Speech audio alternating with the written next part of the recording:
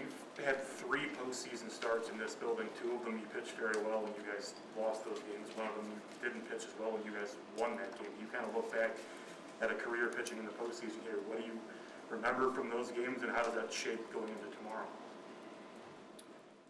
Yeah, the funny thing about my postseason career is a lot of the good games I've pitched we didn't win, and my 2 biggest complete chokes, we won both of them. So that doesn't mean I'm going to go out tomorrow and do that on purpose. But it is interesting how baseball works sometimes. You know, just you can never get too comfortable in any lead against these great teams you play in the postseason. Adam, how much pride do you take in this start, and what does it mean to you for your team to trust you in a one-game winner at home situation? Well, I mean, I kind of consider all postseason games that way. I mean, I know they're not all the same, but in a way, there's so much momentum that goes with each and every start that's in the postseason. I treat them all like a win or go home. You know, I've tried to do that with every start of my whole career. Also, you know, just treat it with that same level of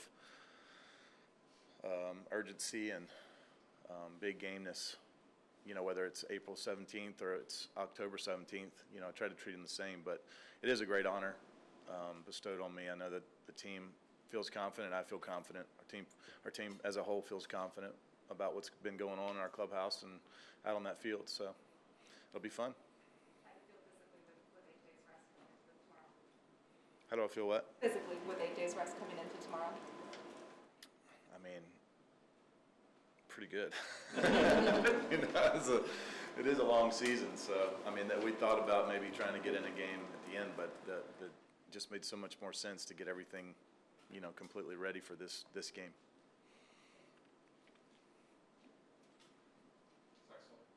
Adam, the defense you have behind you, I mean, when a game like this has such little margin for error, can you just talk about the confidence you have in the guys behind you and you know, what we've seen throughout September and throughout the whole year with them? Yeah, I've been doing it all year. I trust them immensely. You know, the guys behind me, I don't think I've played on a team that's this talented on the defensive side of the ball. Our outfield is certainly the fastest that I've ever been a part of. It covers the most ground, good jumps, good reads, you know, diving plays all year long for me. We got Gold Glovers everywhere in the infield. I mean, our defense is special. I mean, there's just no way of, you know, getting around that. We have incredible defenders, and why would you not trust those guys? Hey, Adam. Congratulations on getting this far. Can you just talk about what you've learned over the course of the season about yourself, about this team, and are there any experiences that you may pull from your previous starts that may be able to help you for tomorrow? Well, I think more than anything, the last year and a half, the last 2 years, last 2 seasons, and really the last 2.5 seasons, it was a understanding finally of who I was as a pitcher, and it's kind of putting my ego behind me and just doing whatever it was necessary, whatever it took to win that game. The first half of 19, I tried to do a lot of different stuff, tried to pitch like a lot of different pitchers, tried to pitch up in the zone a lot and spray the ball around, and just wasn't, you know, who I was as a pitcher. I can do that, but it's not where I need to live. And then kind of understanding where my body has kind of took a turn, not for the worst, but just different than when I was a younger player. I never have thrown as hard as everyone thinks I threw. I've never been a fireballer, never been a blazer, never sitting 95 miles an hour, and this never has been me. You can check my average fastball from every year of my career, even when like 2007, my first year starting, was like pretty close to this year's average fastball actually. But the hardest I think I ever averaged on fastball in a year was 92, and that was in 2013.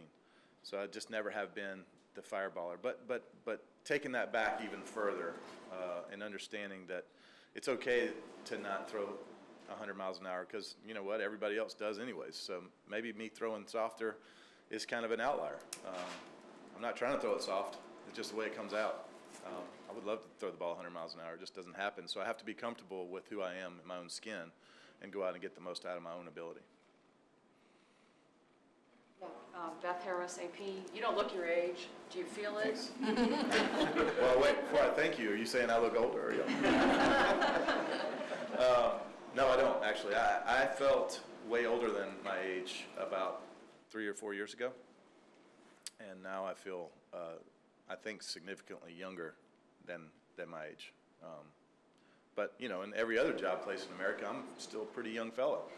It's just in this job that I chose that I'm an old guy. So that's the way I kind of look at it. You know, I'm still a young man, you know, in the eyes of the rest of the world. And I think as soon as you start buying into the age thing, if you buy into the fact that you're old, then you are, you know.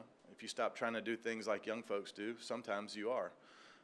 Now, I have to be smart about that sometimes. You know, I don't still try to touch the ceiling in the weight room every single day like I used to, and I don't try to jump over everything or whatever. But occasionally, you got to do that every now and then to push yourself and keep yourself young. So there's that fine line of staying young, but also staying smart, trying to balance that. What changed that 3 or 4 years ago when you said you were feeling way older? I changed my diet. I cut out for about a year and a couple of months. I cut out gluten and dairy and sugar and processed foods of all kinds. Changed my workout program, changed my conditioning program. Body felt drastically different pretty much right away. Adam, so much of your own story is overcoming adversity, whether it's guys, outfielders who started on the injured list, or, you know, we were talking earlier about Tommy that had bounced back from a sophomore slump. When you look around that clubhouse, how do you see guys responding to failure being a huge part of your own success, whether it's from the bullpen, even guys in the rotation? And how is that a strength entering a game like this? Yeah, well, you mentioned Tommy. I think he's a great case of exactly what I was talking about earlier. Tommy started out the year like the first half almost leading the entire major leagues in hits, you know, bunch of doubles, bunch of stolen bases, and then trying to lift the ball a little bit more. You know, we saw a guy try to drive it a little bit more and got out of his approach a little bit, I think. And then you saw him go back to what he was really good at and be great at that. And now a guy who can drive it every now and then, but is going to hit doubles, is going to hit singles, is going to get on base, is going to steal bases. That's who he is as a player. There's nothing wrong with that. That's who he is. That's what makes him special. That's what makes him unique. Sometimes as players, when we try to play like other players, sometimes that doesn't work out. Sometimes it does. Sometimes you make adjustments. You learn from somebody else something that helps you. But sometimes it takes away from what you're great at. So he's just one instance. But I think you saw a bunch of young players trying to find out exactly who they were as players. And all big league players go through that. You know, whether you think you got it all figured out or not, you will go through those moments where you're trying to figure out exactly who you need to be. And not that you ever have it really figured out, but there are those times where you realize, okay, I got away from what my bread and butter was. Now I need to go back to that, and I can do other things in a small way, but this is who I am as a player. I think you saw a lot of guys in our clubhouse who sort of started getting down the right path of being able to do that successfully. You guys were optimistic about the kind of team you could be all season long. What did you learn about yourselves during that winning streak? You learn a little bit about maybe what was possible? Yeah, definitely. It was a fun time. You know, just guys, for the first time, guys looking at each other going, I don't think like we're going to ever lose another game again. You know, that was a great thing to hear. Several people say that. Like, it feels like we're going to win every day. And then I look at them and say, and that is what a winning club feels like when they show up to the park. That is what championship teams feel like. They feel like when they show up to the park, the preparation of work and all the stuff that they've done is going to prepare them, and they're going to win that game. That's the mojo they go into those games feeling like. And when you're on losing teams or teams who aren't really sure about their identity or their success potentially, they come to the park wondering what that's going to look like. Are we going to win today? What's going to happen when this guy takes the mound, rather than, well, we're going to find a way to win. And that's what we were at mentally, and that's what we're going to try to continue in this postseason, is showing up every day, only figuring out how we're going to win. And for a while there, we were figuring out how to lose. We were finding new ways each day, seemingly, to lose games, and that's what losing teams do. I wondered about that contrast, like how you feel now compared to how the team felt coming Yep. to the ballpark in June. Yep. Yeah, coming to the park in June, it was like if one thing happened, you know, you could see the team almost deflated, start to think, oh, well, here it comes again, you know, and that is what losing teams do. Winning teams don't have that attitude. Winning attitudes for winning teams, when something happens, you go, okay, well, we got to punch back. All right, we can come back from that. We will find a way to come back from that. And it's one thing to say it, and it's another thing to believe it, but our team started believing it, and then you saw what happened. I don't know if fitting is the right word or cool, but what does it mean to you, maybe even Yachty, to look over and see a playoff game where Albert Pujols is on the other team? I don't know if he's playing or not, but what does that mean to you? Does that mean anything? Is it significant? Cool? Not anymore. No, nothing's cool about that team over there right now to us. They had a great regular season. They're a very tough team. Albert's a great friend, but right now we're fighting, you know. We'll make up afterwards, but we're fighting right now. So I was watching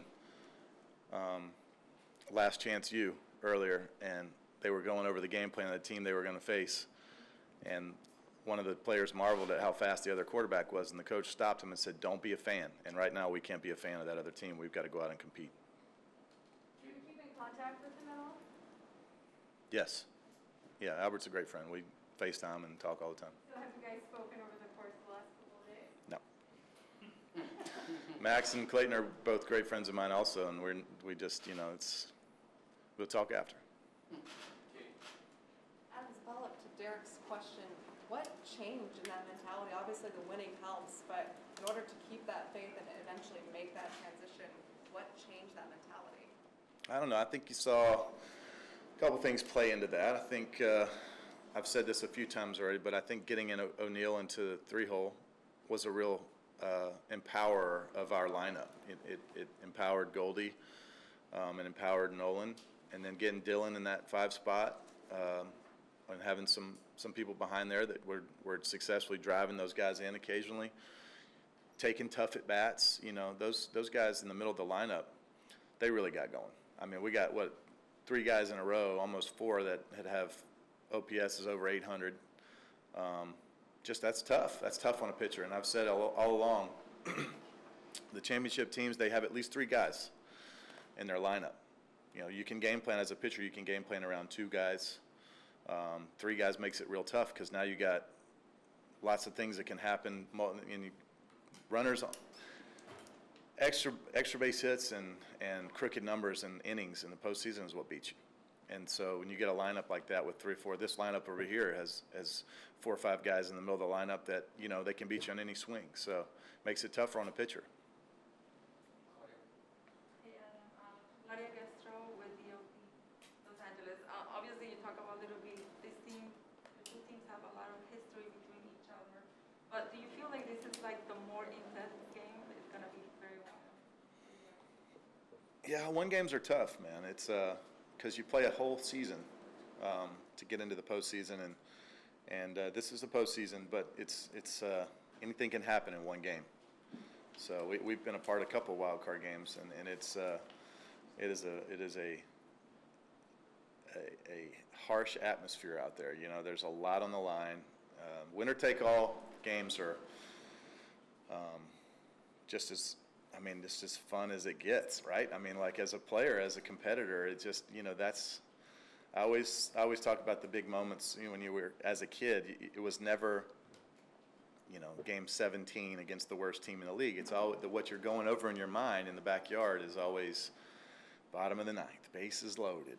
You know, game 7. It's always that deciding game. So it just doesn't get more fun. You know, we would have liked to have won our division.